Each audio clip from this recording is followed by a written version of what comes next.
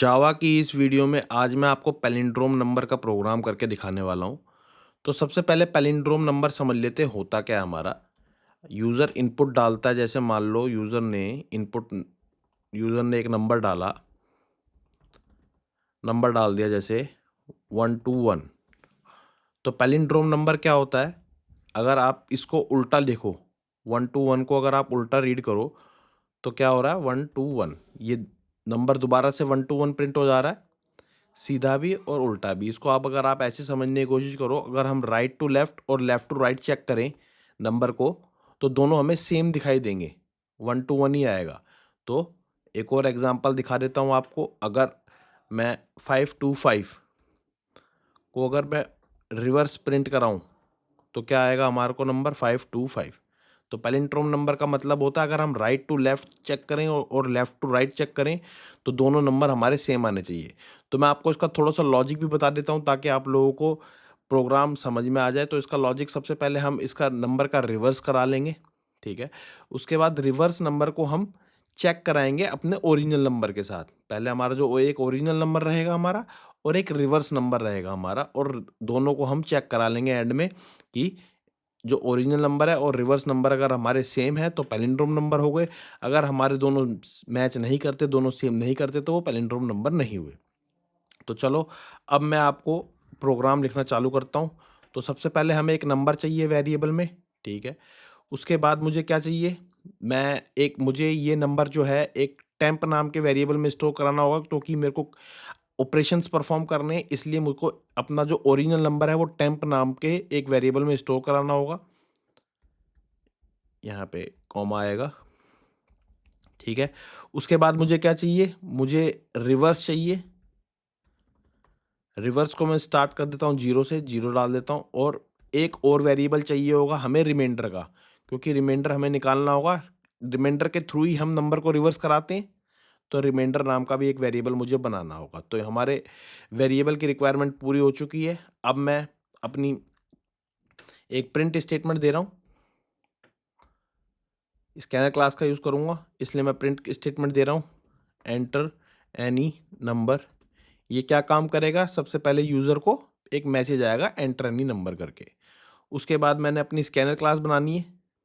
Scanner class का मैं object बना रहा हूँ, स्कैनर एससी, ये ऑब्जेक्ट रेफरेंस नेम है, इज इक्वल टू मैं न्यू स्कैनर, ठीक है। और इसमें मैं लिखूंगा सिस्टम डॉट इन, ठीक है। ये सिस्टम डॉट इन लिख दिया, इन यूज़र से रन टाइम में इनपुट लेने के लिए ये मैंने स्कैनर क्लास का यूज़ करा है। स्कैनर क्लास का एक और मेथड होता है नेक्स्ट इंट करके, क्योंकि ये स्कैनर क्लास का ही मेथड है तो ये स्कैनर क्लास के ऑब्जेक्ट रेफरेंस से ही कॉल होगा। तो मैं नेक्स्ट इंट मेथड बना रहा हूँ यहाँ पे, नेक्स्ट इंट मेथड। और इसको मैं किस में स्टोर करा रहा हूँ, अपने नंबर वेरिएबल में। नेक्स्ट इंट मेथड क्या काम करता है, हमारी इंटीजर वैल्यूज़ को इंटीजर वेरिएबल में स्टोर कराने का काम करता है नेक्स्ट इंट मेथड। उसके बाद मुझे अब अपना नंबर जो है, जो ओरिजिनल नंबर था, उस नंबर को मैं अपने उस ओरिजिनल नंबर को किस में स्टोर करा रहा हूँ, अपने टेम्प नाम के वेरिएबल में स्टोर करा रहा हूँ। ताकि ये क्यों स्टोर करा रहा हूँ ये भी समझने वाली ज़रूरत है। काफ़ी बंदों को यही समझ में नहीं आता कि हमने टेम्प नाम के वेरिएबल में अपना ओरिजिनल नंबर क्यों स्टोर कराया, क्योंकि हम अभी ऑपरेशंस करेंगे, मल्टीपल ऑपरेशंस करेंगे, व्हाइल लूप का यूज़ करेंगे, तो वो नंबर हमारा ओरिजिनल नंबर ताकि हमारा अलग ना हो जाए, इस वजह से काफ़ी ऑपरेशंस करेंगे इस वजह से। तो अब देखते हैं, अपना प्रोग्राम लिखना चालू करते हैं। व्हाइल लूप यूज़ किया मैंने। व्हाइल लूप में मैं सबसे पहले अपनी कंडीशन क्या दूंगा, सबसे पहले मैं अपनी कंडीशन दूंगा अगर मेरा मैंने टेम्प पे मैं अपना नंबर स्टोर करा लिया था, तो मैं अगर मेरा टेम्प जब तक 0 नहीं हो जाता तब तक मेरा ये लूप रन करता रहे। लूप का ब्रैकेट ओपन करूंगा, यहाँ पर सबसे पहले मुझे क्या करना होगा, रिवर्स करवाना होगा नंबर। तो सबसे पहले मुझे क्या लिखना पड़ेगा यहाँ पे, सबसे पहले मुझे लिखना होगा यहाँ पे, मैं आपको बता देता हूँ। मेरे को सबसे पहले मेरे को रिमाइंडर चाहिए, रिमाइंडर के बाद मैं रिवर्स करवाऊंगा। तो रिमाइंडर हम कैसे निकालते हैं, मेरा जो नंबर है मॉडुलस, ये मॉडुलस ऑपरेटर का काम क्या होता है, रिमाइंडर निकालने का। रिमाइंडर में मॉडुलस 10, इससे मेरा क्या निकल जाएगा, रिमाइंडर। मैं अपने रिमाइंडर वेरिएबल में स्टोर करा रहा हूँ इसको।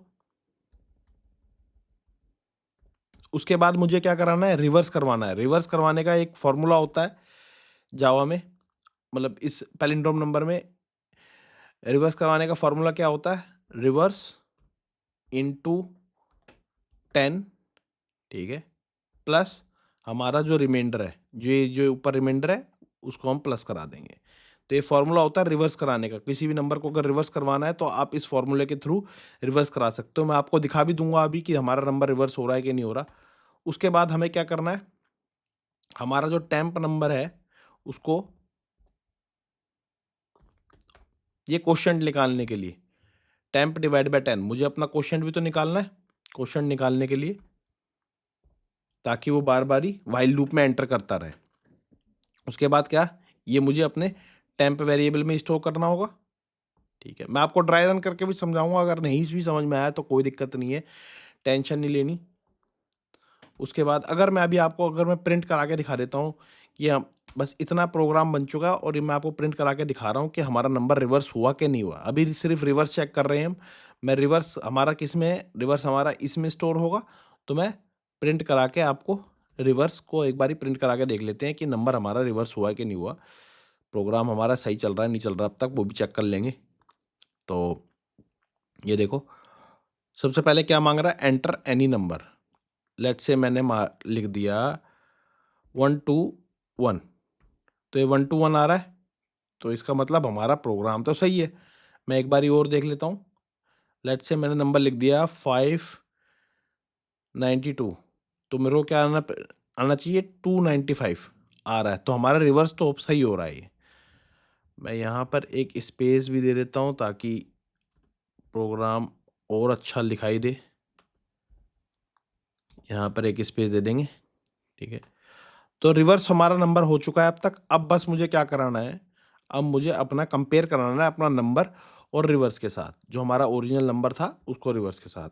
तो मैं अपनी इफ़ कंडीशन लिखूंगा, इफ़ अगर मेरा नंबर, इफ़ मैं मेरा original number is equal to अगर वो रिवर्स के साथ मैच कर जाता है